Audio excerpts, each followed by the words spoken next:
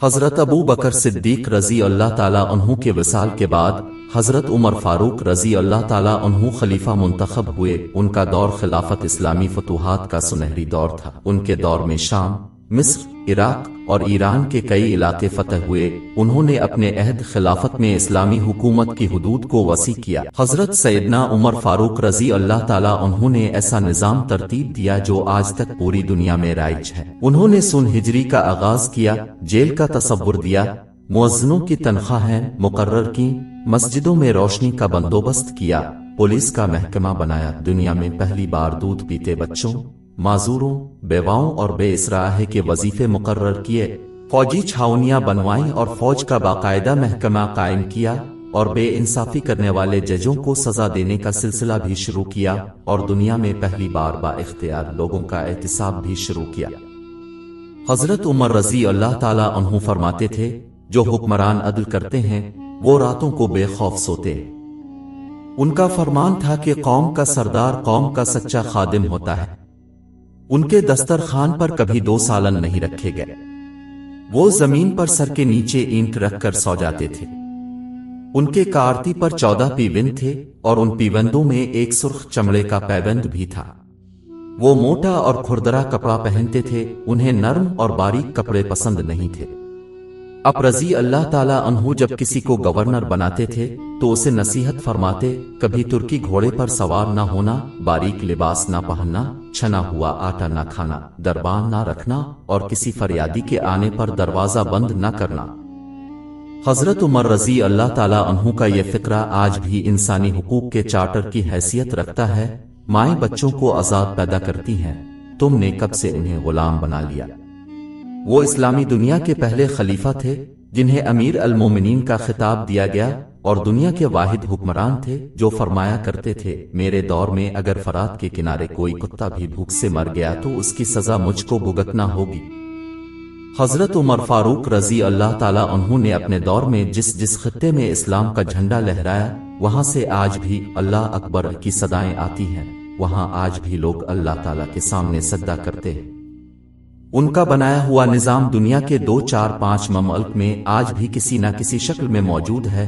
آج بھی جب کسی ڈاک خانے سے کوئی خط نکلتا ہے، پولیس کا کوئی سپاہی وردی پہنتا ہے، کوئی فوجی جوان 4 ماہ بعد چھٹی پر جاتا ہے، یا پھر حکومت کسی بچے، معذور، بیوہ، بے آسرا شخص کو وظیفہ دیتی ہے تو وہ غیر ارادی طور پر حضرت عمر رضی اللہ تعالیٰ عنہ کو عظیم ترین حکمران تسلیم کرتی ہے۔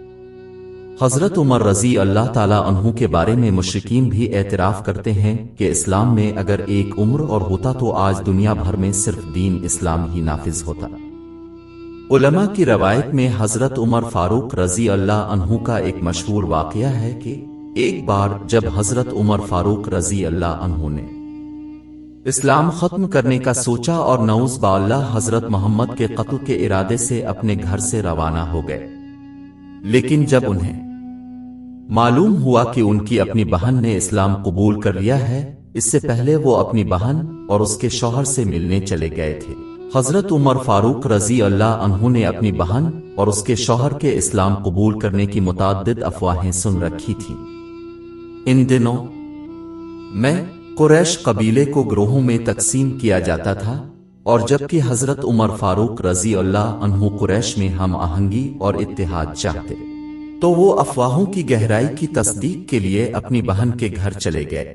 جب وہ اپنی بہن کے گھر میں داخل ہوئے تو وہ کلام پاک کی تلاوت کر رہی تھی۔ سب سے پہلے تو حضرت نے اپنی بہن اور اس کے شوہر کو خوب مارا، کچھ دیر بعد اپنی بہن کو بیان کرنے کے لیے بولے کہ وہ قرآن پاک سے کیا پڑھ رہی تھی۔ جب انہوں نے اللہ کی کتاب قرآن پاک کی کچھ آیات تلاوت کی تو انہوں نے قریش قبیلے کے بہادر شخص کو متاثر کیا اور یوں ان کے اسلام قبول کرنے کی وجہ بنی۔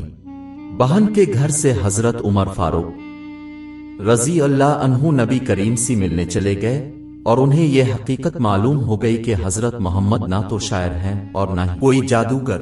حضرت عمر فاروق رضی اللہ عنہ اپنے آباء و اجداد کی روایات اور مذہب کو کبھی نہیں چھوڑنا چاہتے تھے۔ وہ کبھی بھی مذہبی امور پر قریش قبیلے کو 2 حصوں میں تقسیم نہیں کرنا چاہتے تھے۔ حضرت عمر فاروق رضی اللہ عنہ کا قبول اسلام نزول وحی کے 6 سال حضرت عمر فاروق رضی اللہ عنہ حضرت محمد کی خدمت میں حاضر ہوئے اور اسلام قبول کیا۔ اس کے بعد مسلمانوں نے کھل کر اسلام کے پیغام کی تبلیغ شروع کر دی۔ حضرت محمد کی صحابہ دنیا کے ہر کونے میں وسیع پیمانے پر پھیل گئے۔